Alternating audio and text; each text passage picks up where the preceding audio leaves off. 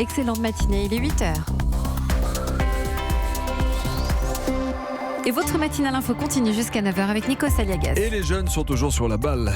David Doucan en témoigne, bonjour. Bonjour Nikos, bonjour à la une de l'actualité ce matin, David. C'est le principe d'une langue vivante, elle s'enrichit, ubérisée, fachosphère, divulgachée. Notre spécialiste des lettres, Nicolas Caro, nous révèle les nouveaux mots du Petit Larousse édition 2020 dès le début de ce journal. Est-ce un virage vert? Déclaration d'Emmanuel Macron en faveur de l'environnement, lutte accrue contre le gaspillage, espace protégé pour les animaux, annonce faite alors qu'un rapport de l'ONU constate qu'1 million d'espèces animales et végétales sont menacées d'extinction.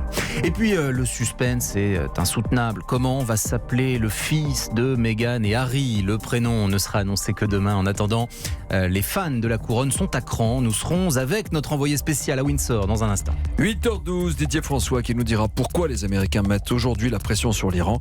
Et à 8h15, Audrey Crespo-Marin reçoit Gilbert Collard, député du Gard et candidat Rassemblement National aux élections européennes. Europe 1. Ubérisé, fachosphère, divulgaché, sont-ils jolis ces mots? Vous en débattrez librement parce qu'ils font officiellement leur entrée dans le dictionnaire. Le Petit Larousse édition 2020 sort le 21 mai. Bonjour Nicolas Caro. Bonjour David. Vous êtes Nicolas notre spécialiste des lettres ici à Europe 1 et vous avez des informations. 150 nouveaux vocables en tout validés par le Larousse. Un seul critère compte, l'usage. Sur les milliers de nouveaux mots qui circulent déjà clandestinement dans la langue française, effectivement, seuls 150 ont trouvé grâce aux yeux des équipes du Petit Larousse. Ce sont ceux qui font le plus écho à l'époque, en fait. Ainsi, adolescence ou antispécisme font leur entrée, survivalisme ou locavorisme. La licorne était déjà là, mais il y en aura une autre maintenant qui désigne une start-up non cotée dont la valorisation dépasse le milliard de dollars. Bienvenue aussi à ubériser, charge mentale ou inclusif.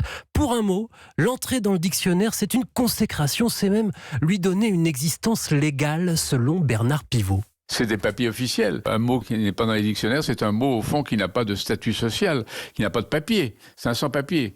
Et puis il entre dans le dictionnaire, d'un seul coup, il a une identité, il est respecté, il s'est imposé, et il est parmi tous les autres mots du dictionnaire. Alors j'ai une question pour vous Nicolas, mais avant, locavorisme, ça veut dire quoi? C'est manger localement. Ce qui vient de pas très loin, à 50 km à la ronde. Bon, alors il y a aussi des mots qui nous viennent de nos régions.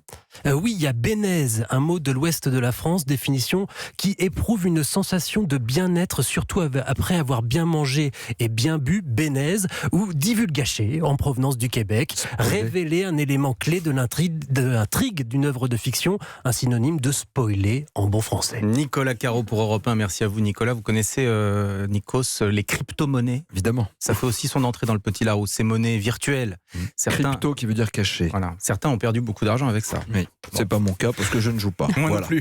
1 million d'espèces animales et végétales sont menacées d'extinction. Ce sont des experts scientifiques de l'ONU qui le disent. Oui, ils étaient reçus hier à l'Elysée et Emmanuel Macron a décidé de prendre la parole. Plusieurs annonces en faveur de la biodiversité, une lutte accrue contre le gaspillage, une extension des espaces protégés pour les animaux et plus globalement, un appel à changer nos habitudes. Écoutez le président de la République. L'interpellation qui nous est faite par les experts qui viennent de remettre leur rapport, c'est très profondément de changer notre organisation mondiale. C'est de changer notre manière de produire, de nous organiser.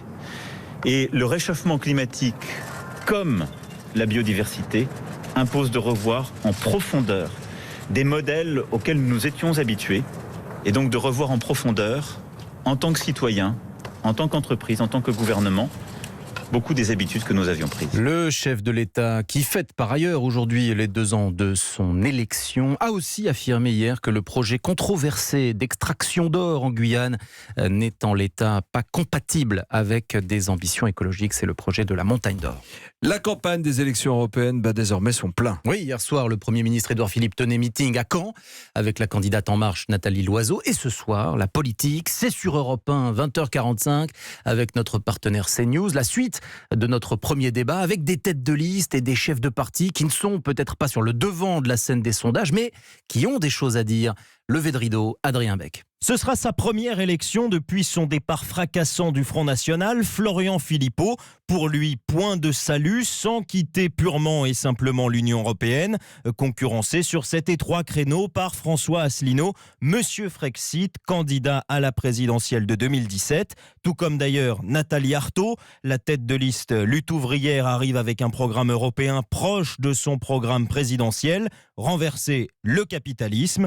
À gauche toujours, les communistes, eux, veulent par exemple interdire les délocalisations ou encore abolir le statut de travailleurs détachés. Quant à Génération, le parti de Benoît Hamon, il entend se démarquer d'Europe Écologie Les Verts en jugeant qu'écologie et libéralisme ne sont pas compatibles. Enfin, les centristes de l'UDI apparaîtront peut-être comme les moins critiques sur l'UE. Jean-Christophe Lagarde défend plus d'union avec l'objectif de séduire les déçus de la droite et d'Emmanuel Macron. Une délicate ligne de crête puisque son parti plafonne pour l'heure à 2% dans les sondages. Adrien Beck du service politique d'Europe 1. À Saint-Étienne, 2 jeunes femmes de 17 et 18 ans ont été arrêtées en flagrant délit hier soir. C'est une information Europe 1 de Guillaume Bier. Elles étaient en train de profaner le cimetière de Val-Benoît. Elles ont vandalisé 62 tombes, croix brisées, pierres tombales renversées, plaques dégradées. Elles étaient sous l'emprise de l'alcool. Elles sont en garde à vue où elles ont reconnu leurs méfaits. Allez, on va partir à l'étranger maintenant, David Doucan. On va traverser l'Atlantique, direction le Venezuela. Oui, à Caracas précisément. La semaine dernière, des manifestations anti-Maduro ont été violemment réprimées. 5 morts, 233 arrestations. Hier soir, le camp Guaido organisait une veillée d'hommage aux victimes à laquelle notre envoyé spécial Mathieu Bock a assisté. Reportage. Ils sont plusieurs centaines debout sur la route. Une bougie à la main, ils fixent des yeux 2 prêtres qui chantent sur un camion qui barre la circulation. Et pendant que les noms des victimes tuées par balle ces derniers jours sont égrenés au micro. Samuel Enrique Méndez, de Josner Graterol, de Yorubi. Ignacio essuie une larme avec le drapeau qu'il porte sur les épaules. C'est plus le moment d'avoir peur. Le gouvernement est allé trop loin, ils nous prennent nos vies, ils nous privent d'eau. Pendant les coupures de courant de ces dernières semaines, les gens ont dû boire l'eau contaminée de la rivière qui traverse la ville. Ils n'avaient pas le choix, ils étaient désespérés. Et même si on peut avoir peur, faut descendre dans la rue pour se battre pour notre pays. Comme Ignacio, Pedro a participé aux protestations sanglantes de la semaine dernière. Mais si Juan Guaido appelle à nouveau à manifester, il ira. On sait qu'on prend des risques en descendant dans la rue. Mais c'est le seul endroit où on peut conquérir la démocratie. C'est en descendant dans la rue qu'on a obtenu le soutien de l'Union européenne, des États-Unis et des autres pays qui reconnaissent notre lutte. Mais pour le moment, Juan Guaido se fait très discret. Alors que toute sa garde rapprochée était présente à cette veillée, il a annulé sa venue au dernier moment. Caracas, Mathieu Bock, Europe 1. Les 2 journalistes de Reuters qui étaient détenus en Birmanie ont été libérés. Ils avaient été condamnés à 7 ans de prison après avoir enquêté sur le massacre de musulmans Rohingyas. La pression internationale sur le gouvernement d'Aung San Suu Kyi a donc fini par payer après 500 jours de détention. C'est le journal de David Doucan et ce bébé pèse 3 kilos. Tout le monde en parle et en plus c'est un garçon. Oui, 3,3 kg, soyons précis. Oui, excusez-moi. Oui, je vous en prie, Nikos. Il est 7e dans l'ordre de succession au trône britannique. Le prince Harry a annoncé la naissance de son fils. La maman, Meghan Markle, se porte bien. Depuis hier, les Britanniques sont nombreux à se réjouir de cet événement. Avec nous, depuis le palais de Windsor, Théo Manval pour Europe 1. Autour de vous, Théo, des fans de la couronne, ils sont un peu à bout de nerfs car l'on ne connaît pas encore le prénom, c'est bien cela ? Oui, les parents vont-ils suivre les pronostics des bookmakers qui donnent en tête des prénoms comme Alexander, Arthur ou encore Charles, ou bien vont-ils continuer à rompre avec le protocole royal comme ils le font depuis des mois? Devant le château de Windsor, Tony, en tout cas, préférerait du classique. Quelque chose de traditionnel, Henri, Arthur, ce serait joli à l'ancienne. Il faut rester dans les traditions de la royauté. Et puis mon fils s'appelle Alexander, alors ce serait vraiment super. On parle aussi d'un prénom américain, le pays de la maman du bébé Meghan Markle. Mais finalement, peu importe, disent aussi certains, car l'essentiel est peut-être ailleurs dans cet heureux événement, en ces temps quelque peu troublés. Avec le Brexit, les gens sont vraiment en colère, fâchés, perdus. Et je pense que tout ce qui peut les réconforter, même juste quelques jours, est une bonne chose. Tout comme le fait que ce bébé soit métis, ça rend les gens heureux de moderniser la famille royale, de faire tomber les barrières.